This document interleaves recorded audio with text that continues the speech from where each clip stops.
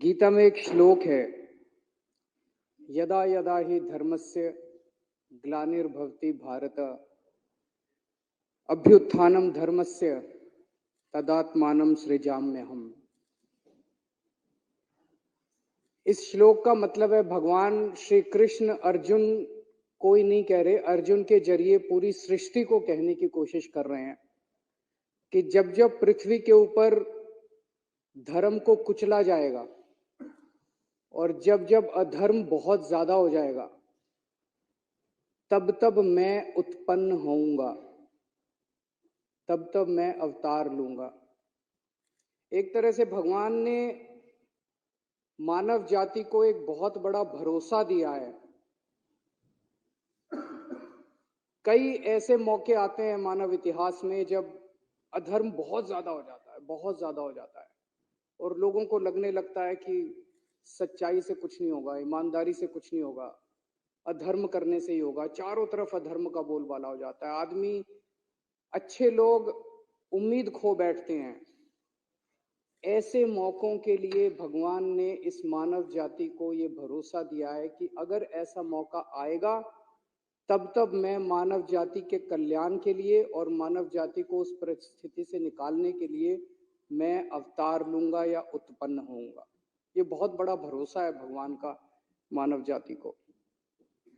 आज हमारे देश के अंदर जो घटित हो रहा है ये कुछ उसी तरह की परिस्थिति है। चारों तरफ अधर्म का बोलबाला है, चारों तरफ इतना अधर्म हो गया है, इतना अधर्म हो गया है, चारों तरफ इतना अधर्म का बोलबाला है कि लोगों को लगने लगा है, आपस में चर्चा करने लगे हैं कि यार अब ईमानदारी से कोई फायदा नहीं है, अब सच्चाई से कोई फायदा नहीं है, सच्चाई के रास्ते पे चलने से कोई फायदा नहीं है। और लोग देख रहे हैं इतने बड़े बड़े षड्यंत्र चल रहे हैं, इतने बड़े बड़े कुकर्म चल रहे हैं, बड़े से बड़े स्तर के ऊपर चल रहे हैं। जो लोग कुकर्म कर रहे हैं लोग देख रहे हैं उनकी तो तरक्की हो रही है, जो लोग अधर्म कर रहे हैं लोग देख रहे हैं उनकी तो तरक्की हो रही है।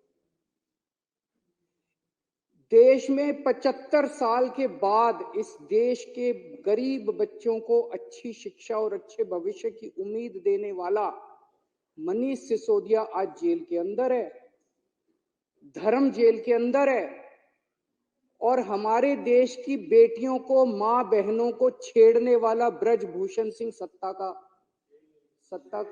भोग रहा है, सत्ता का सुख भोग रहा है।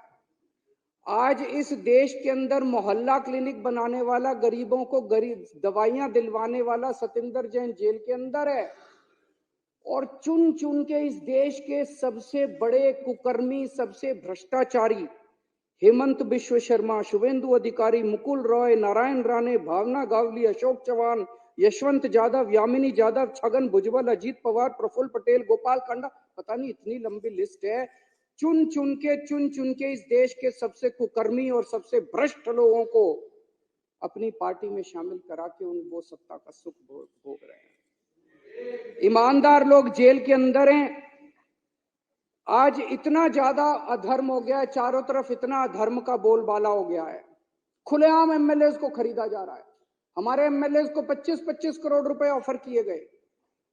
एमएलए को खरीद खरीद के खुलेआम सरकारें गिराई जा रही हैं। कर्नाटक में एमएलए खरीदे गए, गोवा में एमएलए खरीदे गए, महाराष्ट्र में एमएलए खरीदे गए, मध्य प्रदेश में एमएलए खरीदे गए, नॉर्थ ईस्ट के अंदर एमएलए खरीदे गए, उत्तराखंड में एमएलए, खुलेआम एमएलए खरीदे जा रहे हैं। करोड़ों करोड़ों रुपए के काले धन से एमएलए खरीदे जा रहे हैं, सरकारें खुलेआम गिराई जा रही हैं।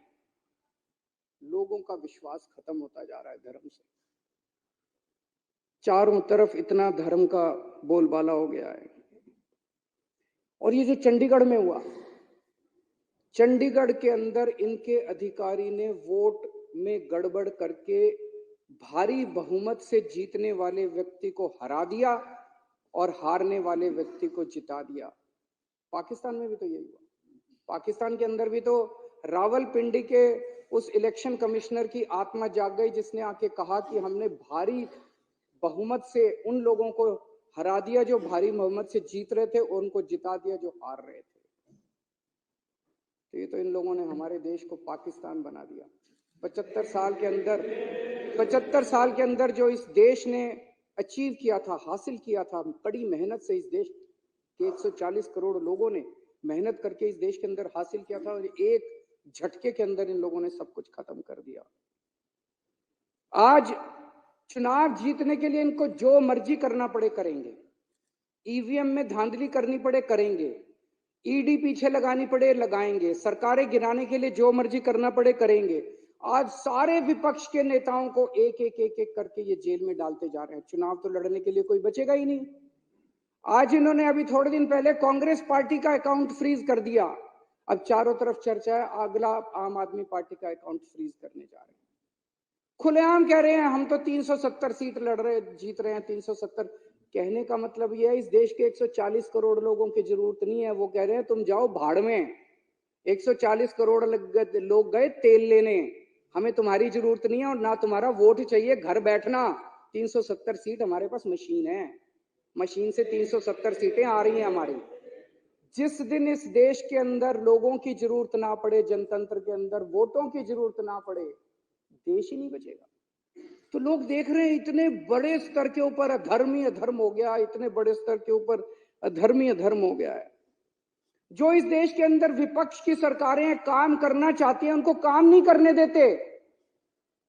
इससे बड़ा अधर्म क्या होगा कि गरीबों की दवाइयां रोक दी गई, अस्पतालों के अंदर गरीबों की दवाइयां रोक दी गई, गरीबों के टेस्ट रोक दिए गए, गरीबों को मरने के लिए सड़कों के ऊपर बेहाल छोड़ दिया गया। इससे बड़ा अधर्म क्या होगा कि मोहल्ला क्लिनिक के अंदर जहां गरीब जाके अपना इलाज कराता है वहां की बिजली रोक दी गई, वहां के डॉक्टरों की तनख्वाह रोक दी गई, वहां पे काम करने वाले नर्सों और कंपाउंडरों की तनख्वाह रोक दी गई, वहां के टेस्ट रोक दिए गए। इससे बड़ा हमारे हिंदू धर्म में कहा गया कि पानी पिलाने का धर्म होता है। इन लोगों ने तो दिल्ली का पानी भी रोक दिया, उसमें भी इन्होंने कसर नहीं छोड़ी।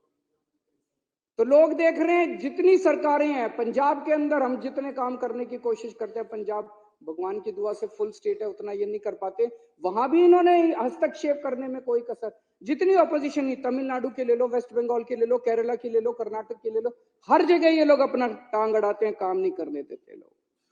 आज हमारे किसान दिल्ली आना चाह रहे हैं, बताओ क्या कसूर है जी? दिल्ली तो कोई भी आ सकता है, दिल्ली तो देश की राजधानी है, उनके पास कोई हथियार नहीं है, कुछ नहीं, आने दो दिल्ली में। हमने भी तो रामलीला मैदान में आंदोलन किया था, रामलीला मैदान दे दो, बैठ जाएंगे बेचारे। अपना अधिकार, अपनी आवाज उठाने का तो सबको अधिकार है आर्टिकल 19 के अंदर संविधान के। किसानों को नहीं आने देते, ना उनकी फसलों का दाम। वो क्या मांग रहे हैं? वो कह रहे हैं कि हम जो फसल पैदा करते हैं हमें अपनी फसलों का पूरा दाम मिलना चाहिए। बिल्कुल मिलना चाहिए, फसलों का दाम भी नहीं देंगे, प्रोटेस्ट भी नहीं करने देंगे।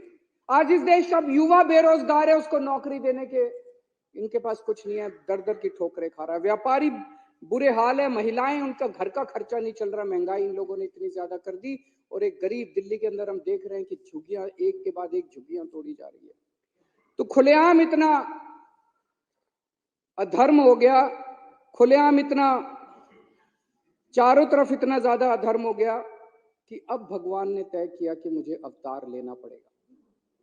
समय आ गया जब मुझे उत्पन्न होना पड़ेगा और पिछले मुझे हस्तक्षेप करना पड़ेगा। और पिछले कुछ दिनों की घटनाएं ये दिखाती हैं कि भगवान ने सीधे तौर पे हस्तक्षेप करने की और उत्पन्न होने का निर्णय ले लिया है।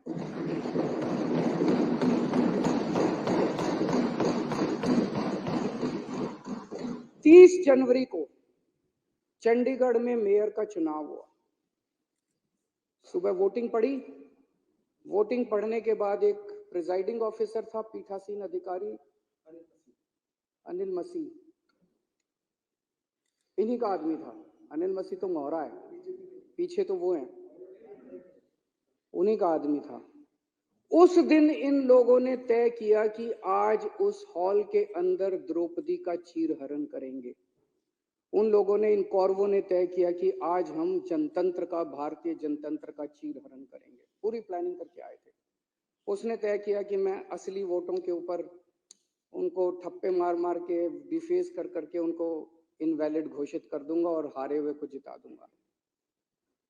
अब वहां पे श्री कृष्ण जी पहुंच गए द्रौपदी का चीरहरण रोकने के लिए। उस कमरे में दिखाई नहीं दिए किसी को, दृश्य थे, लेकिन थे वहां पे। आप लोगों ने अगर वीडियो में देखा हो, वीडियो में वहां जितने बीजेपी वाले मौजूद थे सारे कह रहे हैं कैमरे ऑफ करो, कैमरे। देखे आपने वीडियो? सारे चिल्ला रहे हैं कैमरे ऑफ करो, कैमरे ऑफ करो। कैमरे ऑफ क्यों नहीं हुए? श्री कृष्ण जी वहां मौजूद थे, उन्होंने कैमरे ऑफ कर दिए। इन्होंने पूरी कोशिश करी कैमरे ऑफ करने की, उस दिन कैमरे ऑफ नहीं हुए।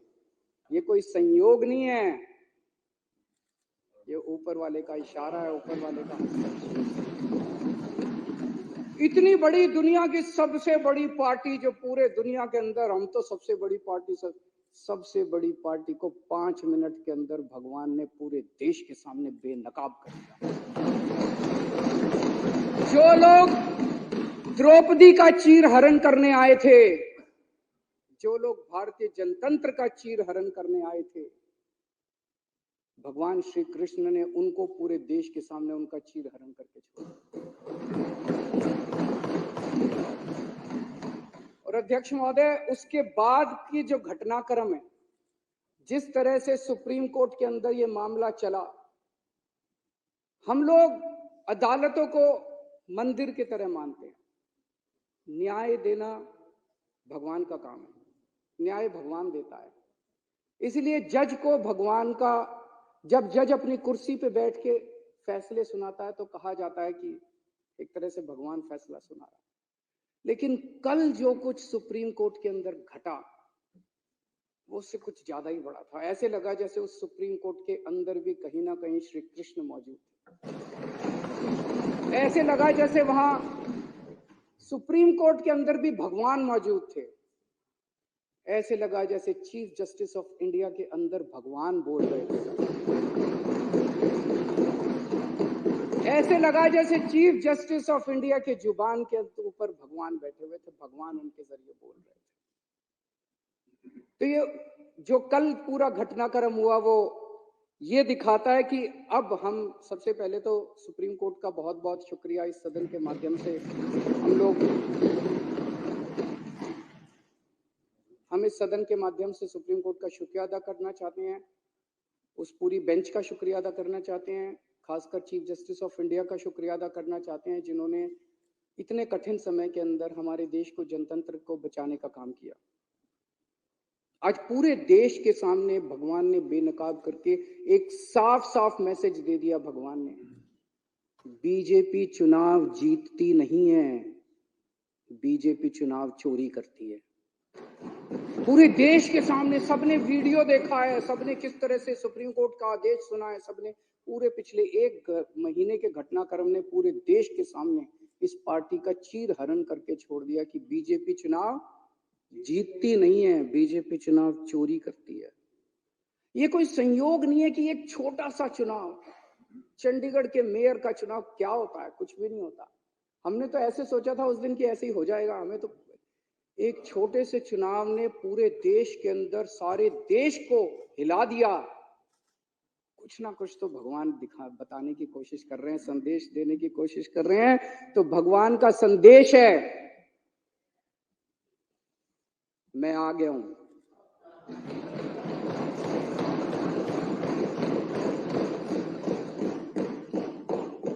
बीजेपी पाप कर रही है, बीजेपी अधर्म कर रही है, अब ये नहीं चलेगा। जिन लोगों को लगता था बीजेपी हार नहीं सकती, भगवान ने दिखा दिया कि अगर चंडीगढ़ के मेयर का चुनाव हार सकती है तो बीजेपी देश का चुनाव भी हार सकती है।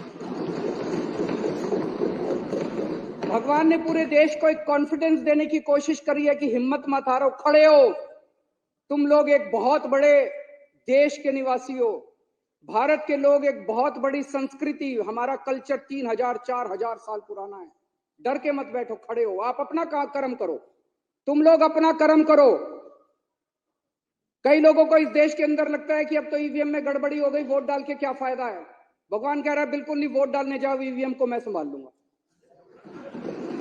सारे जने वोट डालने जाओ, कोई बिना वोट के मत रहना। वोट डालने जाओ, आवाज उठाओ, प्रदर्शन करो, इनके खिलाफ खड़े हो, भगवान तुम्हारे साथ है। जैसे भगवान ने इनको बेनकाब किया चंडीगढ़ के चुनाव में, भगवान आने वाले समय में भी इनको बेनकाब करेगा और सत्य का साथ देगा। हताश होकर मत बैठो। ये धर्म और अधर्म की लड़ाई है, ये पाप और पुण्य की लड़ाई है। अब आप लोगों को तय करना है कि आप धर्म के साथ हो कि आप अधर्म के साथ हो, आप पाप के साथ हो कि आप पुण्य के साथ हो। जब पांडवों को वनवास जाना पड़ा तो एक बार तो लगा कि अधर्म जीत गया। जब भगवान राम को वनवास जाना पड़ा एक बार तो लगा कि अधर्म जीत गया। जब दुर्योधन का राज्य आया, जब कंस का राज्य आया, जब रावण की अति हुई तो एक बार तो लगा कि अधर्म जीत गया, लेकिन अंत में तो धर्म जीता। आज भी जब चारों तरफ बीजेपी का अधर्म फैला हुआ है तो एक बार लगता है कि अधर्म जीत गया। ऐसे लगता है ना कई बार, ये तो हार ही नहीं रहे जी, ये तो एक बार लगता है धर्म जीत गया, लेकिन धर्म जीतेगा, अंत में धर्म जीतेगा। जो जो धर्म के साथ हैं, जो जो देशभक्त हैं, जो जो पुण्य के साथ हैं, जो जो लोग भगवान राम के भक्त हैं, जो जो शिव जी के भक्त हैं, जो जो हनुमान जी के भक्त हैं, जो जो श्री कृष्ण के भक्त हैं, वो देश के साथ हैं और बीजेपी के खिलाफ हैं। भारत माता की